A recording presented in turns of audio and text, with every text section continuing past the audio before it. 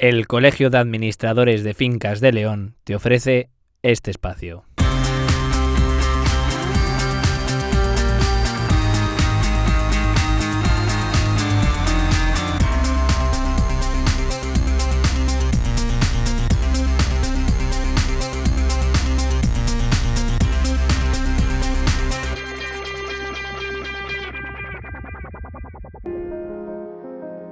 Dejar de pagar la cuota de la comunidad no es una buena idea. Con la nueva ley de propiedad horizontal, el tratamiento de la morosidad se endureció y su tratamiento en los juzgados se agilizó y simplificó con la introducción del llamado procedimiento monitorio. Hoy en día, la ley establece que el propietario del inmueble está obligado al pago de los gastos y las derramas que le correspondan, abonando dichas cantidades dentro del tiempo y en la forma que haya sido determinada por la Junta de Propietarios.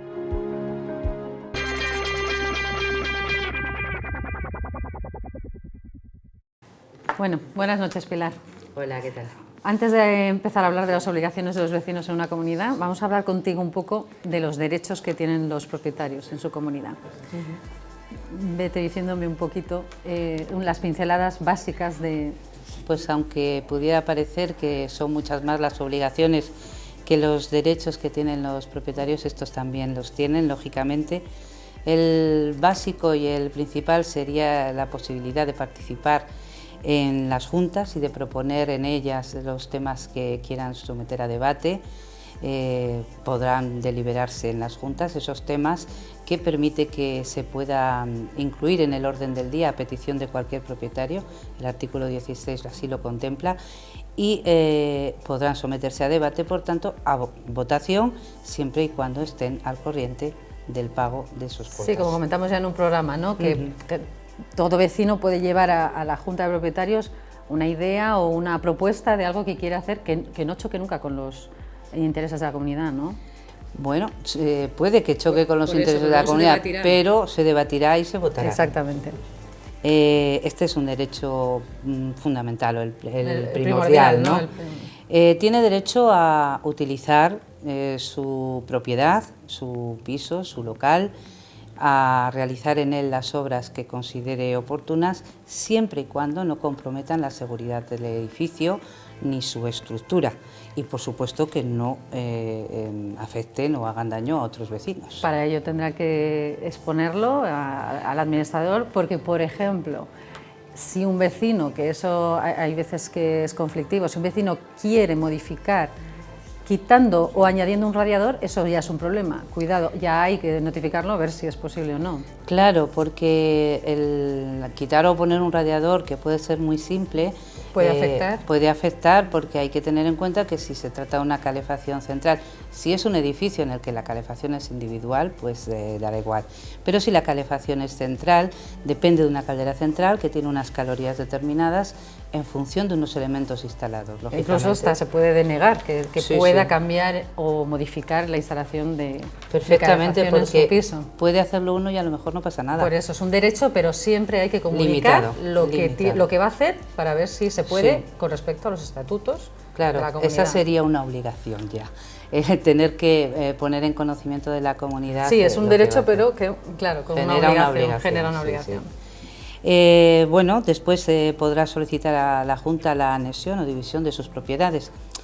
Esto es importante porque en el caso de que, pongamos un ejemplo de que alguien tiene 2 apartamentos y quiere comunicarlos, si esa comunicación no va a suponer una alteración en la cuota de participación, es decir, unimos 2 propiedades, pero al resto del inmueble no le afecta, en cuanto las cuotas de participación permanecen inalterables, pues se podrá hacer sin necesidad de exigir un voto unánime. Otra cosa es que este propietario quiera unir esas propiedades y reestructurar o recalificar en cuanto a la cuota de participación.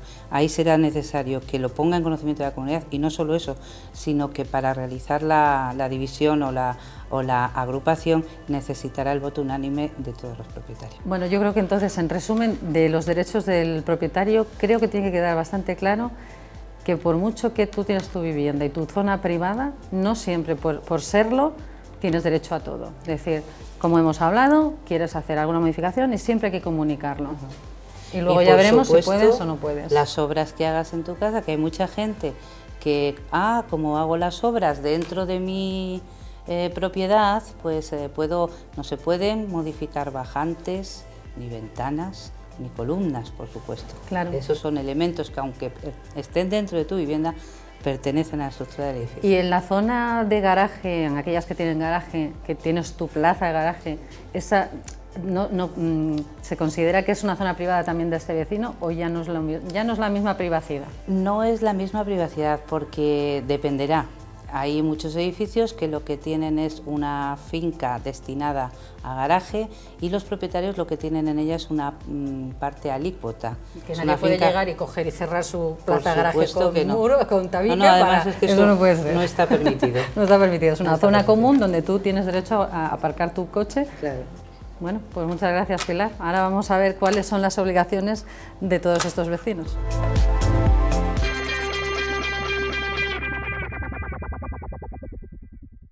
Hola, buenas noches, José Antonio. Buenas noches. Contigo vamos a hablar de las obligaciones que tenemos en la comunidad, con la comunidad, para que todo funcione y para que no nos peguemos unos a otros, ¿no es así? Sí. Bueno, pues empieza a enumerarlas.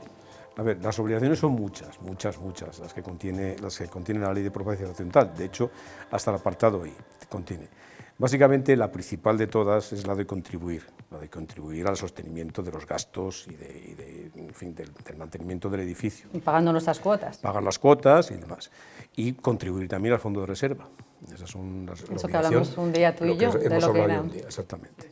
Y luego ya otra serie de obligaciones que hay, que son, digamos, menores, no menores, pero bueno, de menor calado, son pues, respetar las instalaciones y los servicios comunes, consentir en su vivienda las obras necesarias para reparar servicios y elementos comunes. Esta vamos a explicarla un poco más. Consentir que entren en tu vivienda para reparar algo común, es decir, una tubería. Sí, por ejemplo, el edificio, vamos a ver, es una propiedad horizontal, entonces por cada vivienda, por las viviendas pasan, digamos, una serie de elementos que no son privativos de la vivienda, sino comunes a todo el edificio. Esos elementos, como pueden ser bajantes, pueden ser tuberías generales de agua, tuberías generales de calefacción, agua caliente, demás. Antena colectiva, etcétera, etcétera, ¿no? Hay un montón. Y aunque en tu piso no tengas daños o no se esté viendo que hay agua o lo que sea, sí debes dejar que abran lo necesario para arreglar esa avería, ¿no? Digamos que es una especie de servidumbre que todos soportamos viviendo en un Es decir, piso. un vecino no se puede negar nunca a que no entren y que no abran una pared que él cree que no pasa por ahí y no deja. No debe de negarse. No debe de negarse porque si se niega está afectando al resto del edificio y eso conllevaría, bueno, pues perjuicios para todos los demás vecinos de él. Y eso podría terminar incluso en un juzgado, por los perjuicios que causa por no dejar reparar.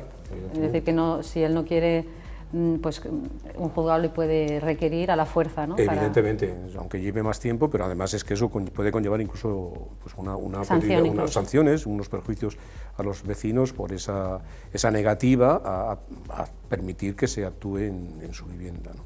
O en su local. En el caso de los locales, más que en el de las viviendas, habría que apuntar que tendrías un derecho a resarcirte de daños y perjuicios que te pudiera causar esa reparación. Imaginemos un local de un negocio que hay que cerrarlo pues una semana para reparar. Eso conlleva un derecho de resarcimiento. ¿Es la comunidad quien debería pagarle a ese local esos...? Sí. O el seguro del edificio como digamos una parte de la responsabilidad civil del seguro. Daños a terceros, perjuicios a terceros, exactamente. En el caso de las viviendas se da menos el caso ese, pero bueno, también podría suceder que hubiera que alojar una familia en un hotel para hacer las reparaciones y lógicamente ese realojo hay que... Sí, eso es la inhabitabilidad de la vivienda, que lo contemplan los seguros de viviendas y de comunidad. Exacto, podría pasar. ¿Alguna obligación más? Las otras obligaciones ya también, todavía de un escalafón menor, es la de comunicar el domicilio al cual quieres que te notifiquen, si es otro diferente al de la finca, y comunicar también los cambios de titularidad. Para todos aquellos acuerdos que tenga que enviar el administrador Es decir, que el propietario de esa vivienda, aunque no viva allí, siempre esté localizado en algún... Sí, siempre. En algún domicilio. En el caso de que no lo haga, pues obviamente lo que conlleva es que tú tienes que notificarle en esa finca Y si es imposible, tienes que utilizar pues, casi como los juzgados, tablón de anuncios, 3 días sin exposición, con la firma del secretario del presidente, las notificaciones que sea imposible hacer de otra manera. Entonces, lo normal es que el propietario te facilite domicilio de notificaciones y, por supuesto que te cambie de domicilio o cambio de titularidad. Eso ya por descontado. También hay una obligación un poco como vigilante, ¿no?, del propietario con respecto al edificio.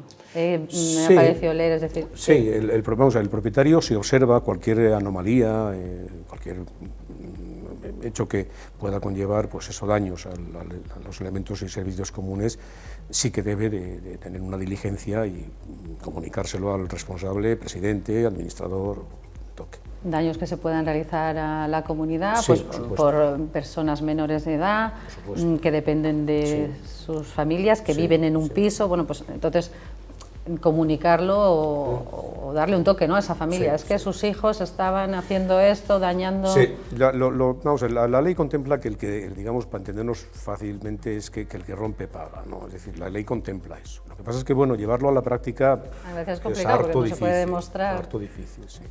Muy bien, ¿más obligaciones que podemos tener? Pues no, yo no tengo más destacables. ¿Queda claro ya? Son bastantes, bastantes. Ser buen vecino, digamos que sería la básica, ser buen vecino. Vamos a hablar ahora con Jesús un poco los conflictos, que eso es un tema conflictivo, ¿no? Sí, Nunca mejor dicho. Por supuesto. Bueno, pues muchas gracias, José Antonio. De nada, gracias.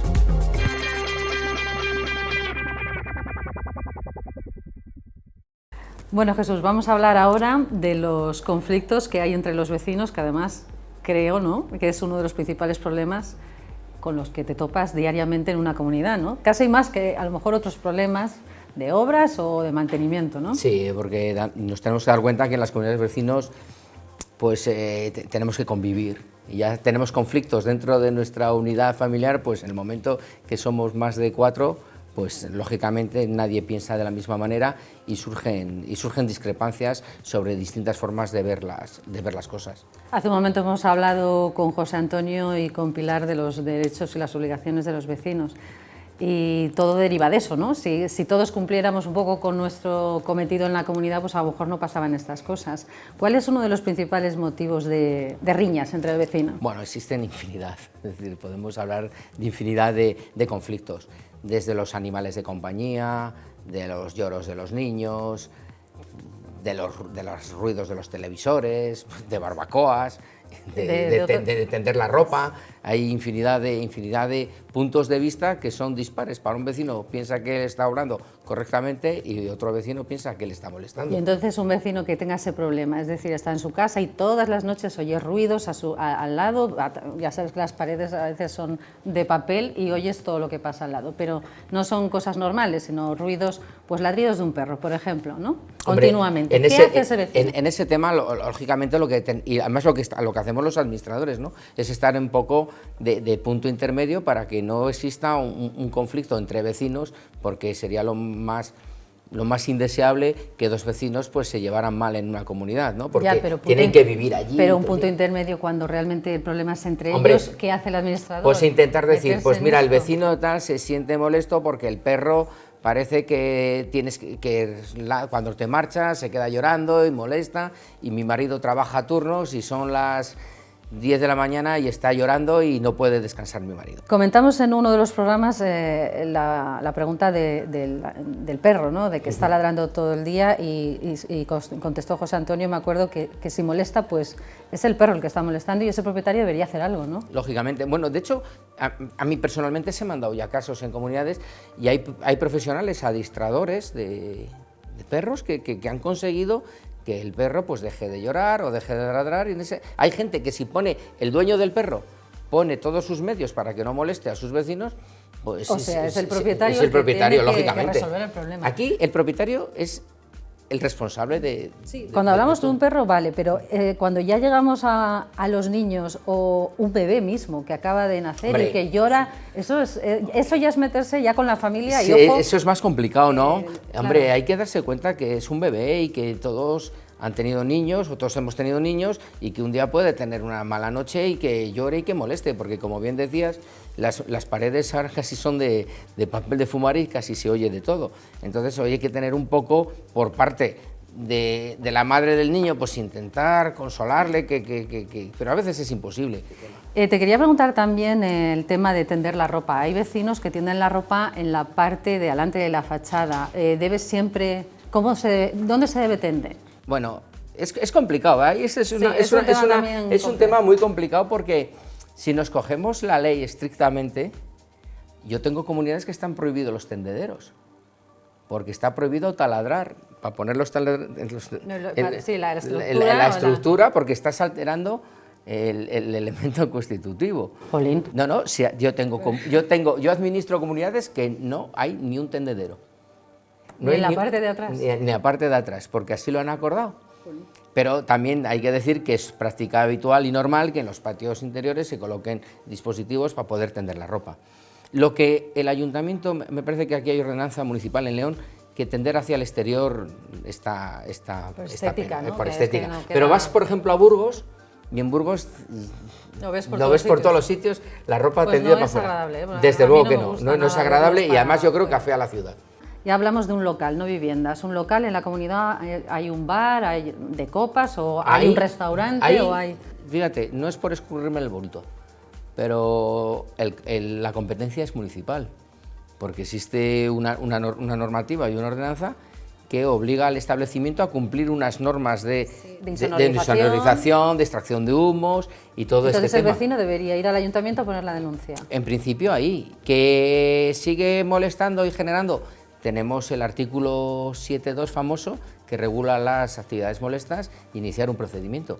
Importantísimo, hay que demostrarlo. Claro, pero bueno, también el vecino podría acudir al administrador ya hacer una carta que presenta al ayuntamiento, que a lo mejor es más formal que el vecino. Sí, lo hemos hecho, sí, de hecho es la práctica habitual. Hay una pregunta que nos han hecho por correo electrónico que dice: cuando a juicio de uno o varios propietarios tienen lugar en la finca actividades prohibidas o no permitidas, que se señalan en este artículo que has dicho, pero la Junta se niega a actuar, no se tiene el acuerdo necesario para que estos propietarios, ¿qué pueden hacer? Pues denunciar a la comunidad de propietarios por no defenderle. Al propietario y al ocupante, que esto es una modificación de la nueva reforma, y al ocupante del piso local no se le está permitido desarrollar en él o en el resto del inmueble actividades prohibidas en los estatutos que resulten dañosas para la finca o que contravengan las disposiciones generales sobre actividades molestas, insalubres, nocivas, peligrosas o ilícitas. Y entonces ya nos dice el procedimiento cómo tiene que ir, que el presidente de la comunidad, de iniciativa propia o cualquiera de los propietarios, tiene que requerir para que cesen esas actividades. Es decir, me obliga la ley a que el presidente, previo requerimiento... Por eso dices que si no actúa el presidente, el propietario puede denunciar a la comunidad. Lógicamente, tiene que denunciar a la para que se cumpla la ley. Exactamente. Este punto 7.2. Es decir, la ley hay que cumplirla siempre. Vale, pues muchas gracias, ha quedado, yo creo, muy claro. Muy claro, sí. Ha quedado plano. Plano. Perfecto, muy bien, Mireia, muchas gracias. Vamos a responder ahora a las preguntas que nos han realizado en la calle.